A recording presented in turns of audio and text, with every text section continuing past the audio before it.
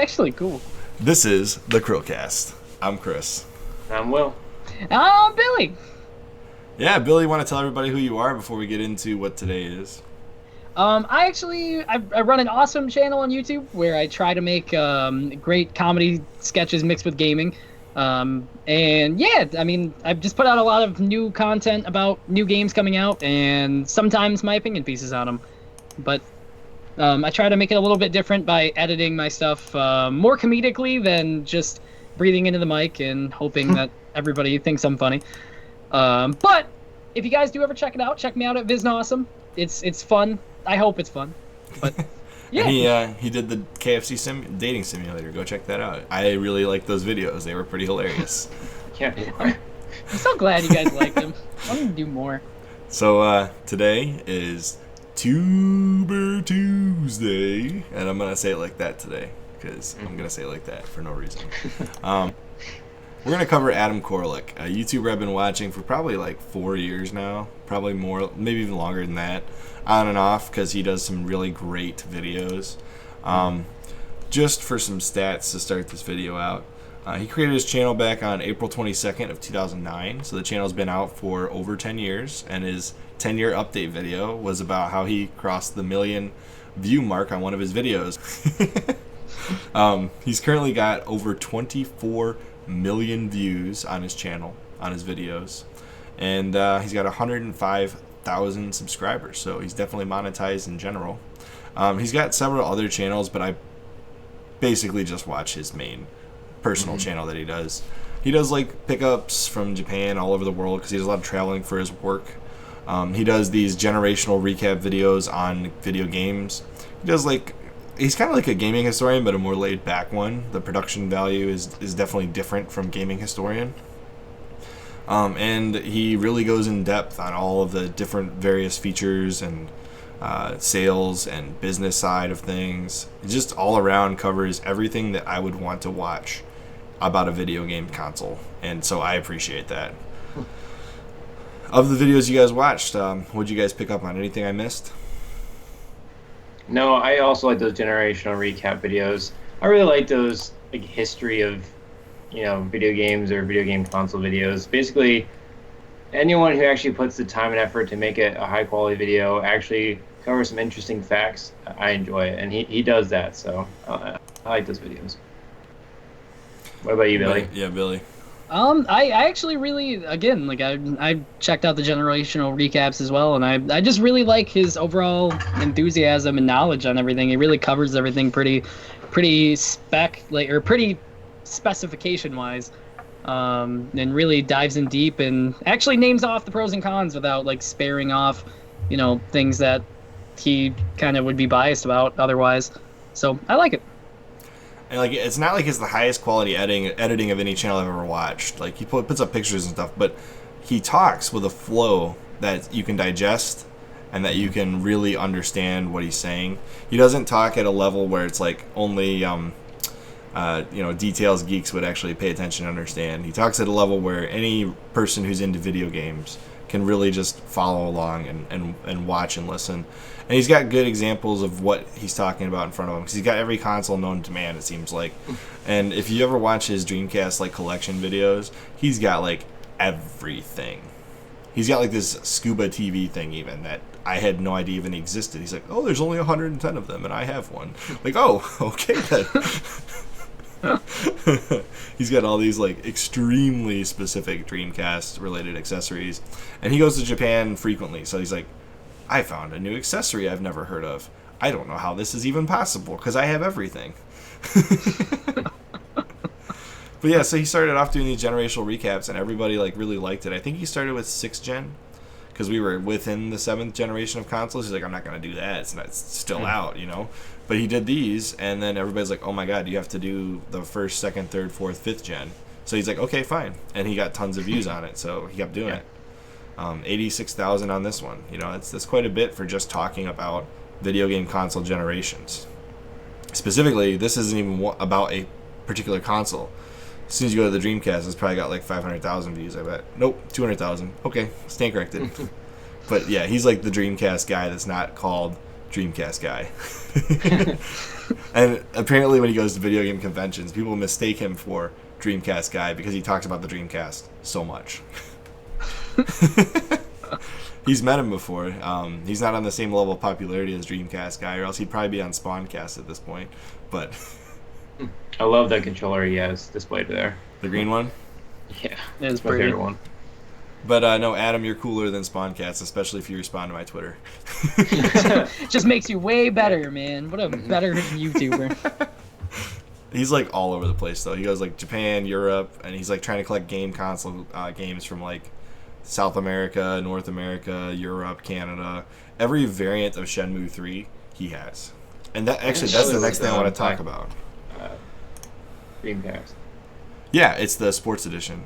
2K Sports, when they did that one. Because Sega did a lot of 2K Sports back in the day, if you didn't know. That's what they own, that 2K. Sports, not Take-Two 2K. I said that earlier, I think. I'm sorry, I'm ranting like crazy right now. Do you guys know him from the Shenmue 3 Kickstarter? Because he was like one of the heaviest pushers of Shenmue 3. No, I I did not followed. know. Yeah, I was gonna say I was into it, and I didn't know. I actually didn't look crazy into it, but I was following Shenmue 3 for a while. He got like all of the leaks and all of the Sega press and everything. Like, they literally just like, hey, Adam, here you go. You can put this out there today. And he's like, yeah, I'm going to do that. That sounds awesome. So he did that. And then the reason why we're covering him on Wii U Week is because he's like the only YouTuber I know that's still covering the Wii U. Like, even beat 'em ups like decided, nah, I'm good. Even though that's how he got famous, was from his Wii U videos. So he did the 5-year recap and whatnot on let's see if I can find it. Where he basically talked about, he's like, yeah, so the Wii U is basically done. The Switch is out already, and what we have to look forward to is a couple more Just Dance games and. Not 2020. The Wii got that one. Oh, look, he even covered the 20. That's so crazy. The Wii U in 2019. I didn't know he did this one. So apparently he was saying, look, if you guys want to make your Wii games look better, put them in a Wii U and use the M cable. You know what that is, right? Mm-hmm. Yeah, so he's got the Wii U right there. He's like, hey, look, this is the best way to make the Wii games look. Which, if you didn't know, the Wii U can like upscale slightly Wii games. They look a little prettier on the Wii U than the Wii. So, you guys have anything to... we've talked kind of about what we like. Are there any things you guys don't like about Adam Koralik? I generally prefer games like this, or not games, videos like this, where he actually zooms in on the picture, maybe shows a little bit of game footage or the specs or something in the background.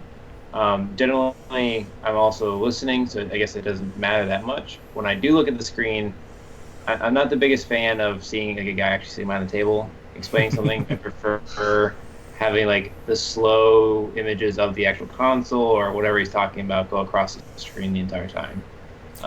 So I mean, as personal choice, it's obviously still this is working for him. But what do you guys think?